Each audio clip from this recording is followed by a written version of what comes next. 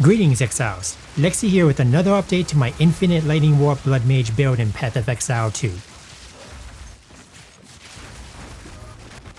The Infinite Lightning Warp Blood Mage is my most popular build of the Abyssal League, thanks to its devastating damage, nearly immortal survivability, and insane speed.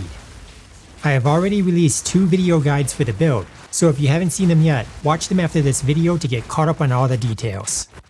In this video, I'll cover a new Arc Warp tech to enhance the build with even more speed by making some minor adjustments. I'll show you all my gear at the end of the video, but remember to refer to the written guide for more in-depth build details. Let's get started with the build mechanics for the Arc Lightning Warp Blood Mage. In my previous update video, I utilized Piety's Mercy in the cast on critical setup to prevent the triggered arcs from killing enemies. They are left with 1 life point so they can be warped onto to zoom from pack to pack. In addition to the arcs, ball lightning is also triggered to create another target for lightning warps. This previous version of the Lightning Warp Blood Mage was already insanely fast at clearing maps, capable of looping infinite warps as long as there are enemies on the screen. The new Arc Warp setup also utilizes Piety's Mercy, this time to support a manually cast arc. Unlike the arcs triggered from cast on critical, the arc cast from the skill bar has the advantage of being able to generate energy. The energy generated from this arc can be used to trigger lightning warps to automatically jump to enemies left alive by Piety's Mercy. Arc warping triggers lightning warp faster if you can generate enough energy, and it can even jump to enemies that are off screen. I tested several different methods to incorporate the Arc Warp tech into my build, as the initial setups I created had numerous issues. Trying to put Lightning Warp into cast on critical didn't generate enough energy to consistently trigger on every pack of enemies, and I didn't want to remove the triggered ball lightning that enables the infinite Lightning Warp loop. The best solution to this problem is to add a second meta gem, Cast on Elemental Ailment. The freeze effect on Cast on Elemental Ailment generates 10 times more energy than Cast on critical.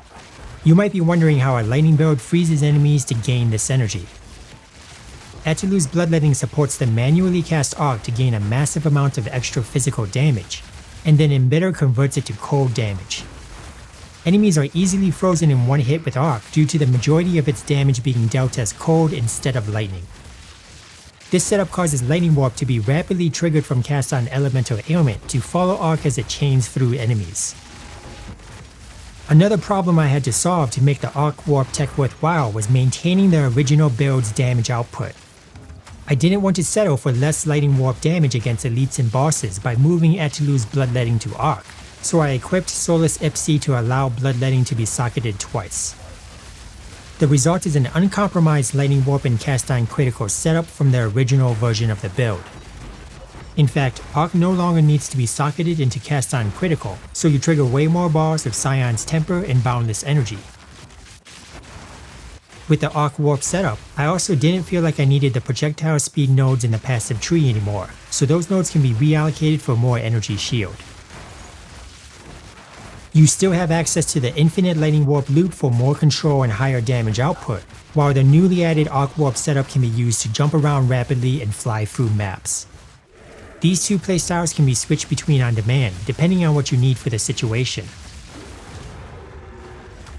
Go from speed farming maps to destroying pinnacle bosses without having to swap any skills or gear. The benefits of the Infinite Lightning Warp loop and Arc Warping are combined without any sacrifices to performance, but the new version of the build has stricter requirements. 160 total spirit is needed to activate Cast on Critical and Cast on Elemental Ailments, which can be obtained from a combination of an Amulet Affix and a Corrupted Helm mod.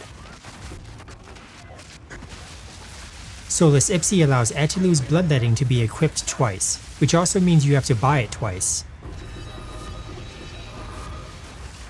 This unique helm has a downside of increasing attribute requirements, so you need to allocate up to 197 intelligence with attribute nodes in the passive tree. It also lacks other beneficial stats available on a rare helm. Resistances become harder to cap, so ensure you can afford more expensive rare items in the other slots.